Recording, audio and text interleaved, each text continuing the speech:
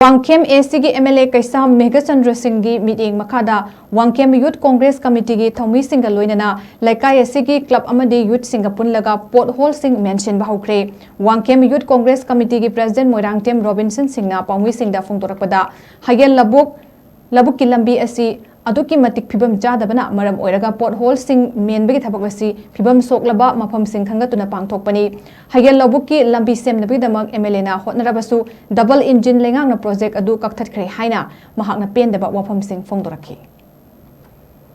aduna masi akogi lekai sigi club kitchen housing adagi akogi committee se yawi kitchen housing na onje akogi youth congress committee da pibi rakpagi matu inna akogi honorable MLA mingona pajarabda Sri Meghachandra gi Mityeng Makhada koi sumaina akogi lambi se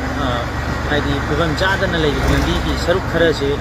koi nung na tawaga kadang chapana na ba mayam sa to sa singa to mati problem oiba masi khara da zup khana na ba haida na koi nung tawaga leveling na se maga sun chaka jarak pani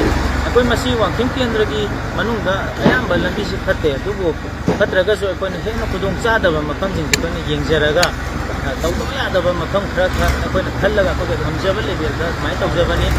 aduga masi koi gi hayelabu ki oni yamna lebak khiba haigadra haibadi कोई लंबी से कोयला था नन्नबगी दमकता वाक programme से कोई होनरेबल MLA ना तौरगा थागत चगी बनी मधु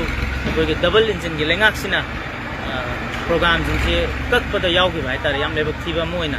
अदो सिगी पोसिदैसा कोई प्रजा सिंगनासु दगी WANGKHEM यूथ कांग्रेस कमिटी की मैकै दगिसु अमदी होनरेबल एमएलए की मैकै दगिसु यामना नुंगाइतबा